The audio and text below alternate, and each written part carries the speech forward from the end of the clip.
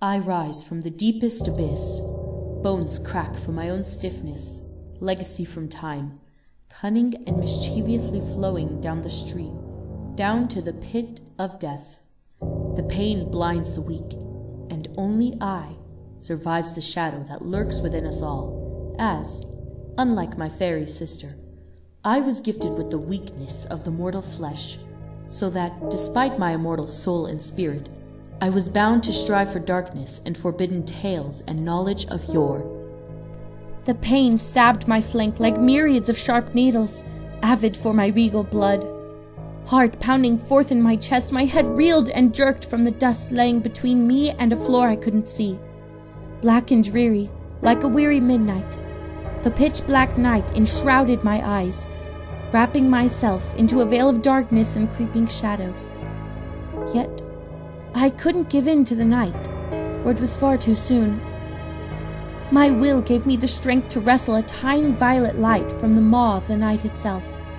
A simple, fragile candle, lit and febrile. On its small brass candlestick, melting and fainting, at my hoofs waiting, and its light soon wouldn't be.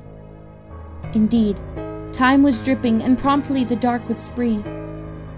Horn alit, holding up the dying flame, I walked forth the black. Silence in my ears, and a sour taste marring my tongue.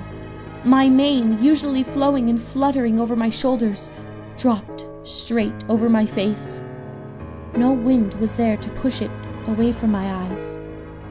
Lifting a hoof, hoping some breeze would slither down my ears to give my back my sense, I moved aside a lock of midnight blue hair, and for once I wished, no, I craved for that I didn't. Darkness is a wicked and rueful yet merciful spouse, a rampart hiding us from what remains beyond its veil. Yet, would you still call it in such a rewarding way if the lid itself was closing on you, dripping on your hide a darker than black goo, wreaking a carnivorous instinct that rose every one of your very hair on your skin?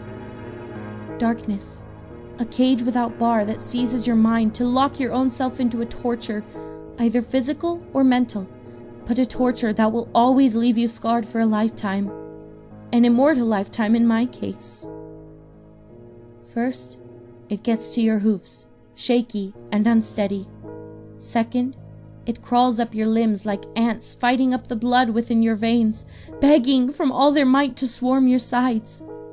Third, it grasps your spine and lingers your back up to your neck. Fourth, it snatches the heat from your face, bleaching your features with a bubbling blurter of fear.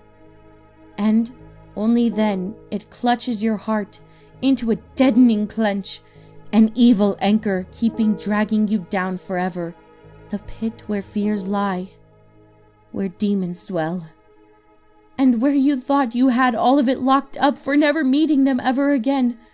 This is the abyss of your own true mind. Luna. A scrawny and somehow antic voice called, drawling away in the darkness. Where are you? Darkness wasn't a wall. It was only a frail glass.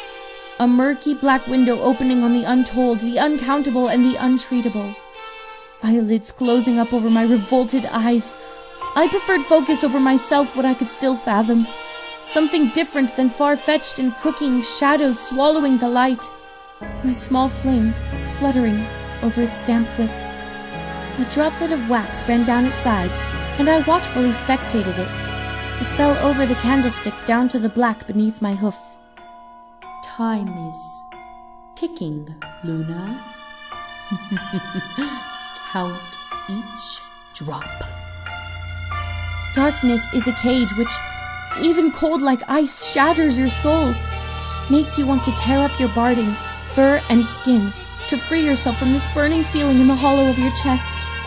This basic instinct to fly away from the pain and emptiness, this wish for a scorching light to bathe you. However, darkness is stronger. It has always been, as light is only an epiphenomenon, such as life. At this very moment I was burning from beneath, wishing that I could scream as I couldn't even squeal. I supplicated my hoofs to run away, but it would mean blowing out the candle, and be prey to what lurked beyond the veil. And I wished I could stop watching. Yet, when everything was black, how could some pony tell if he was sleeping or not, closing his eyes or not? I realized I was trapped with and by my own stupid little fears. I told you, darkness was swindling, and playing it would always be a game of smoke and mirror, a game of mind and deceit. From the dark slowly descended a large, unformed tongue of black, lowering until it nearly touched my muzzle. It then steadied. Droplets of shadow hurtled down and bit my fur like acid.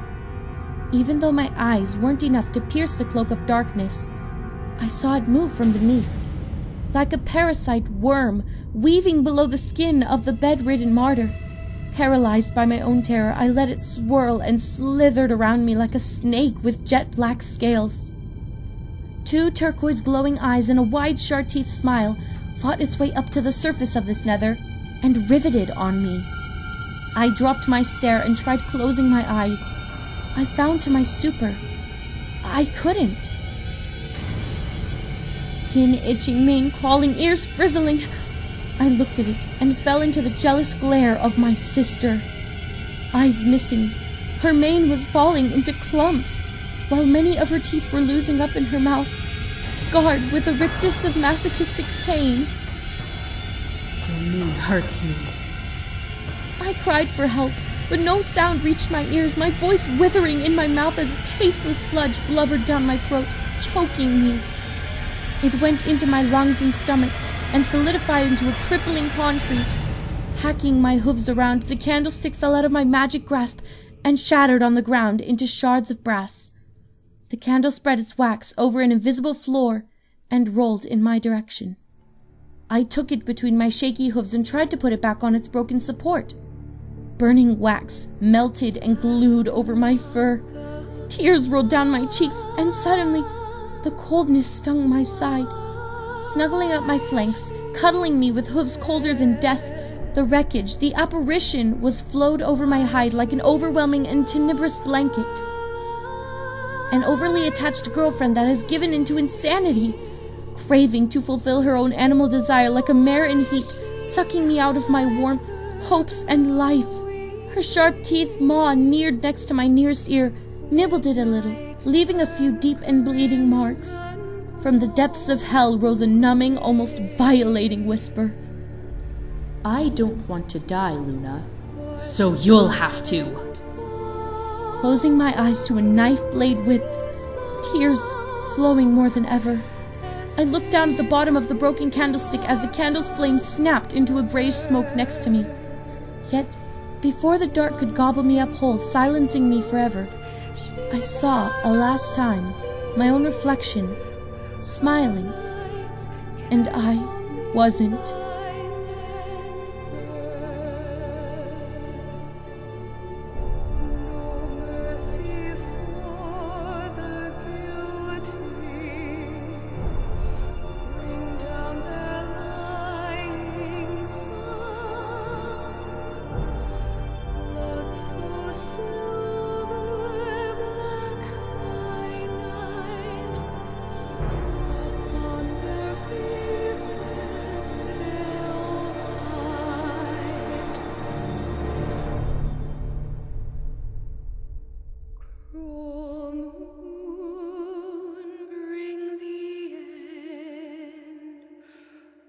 Door.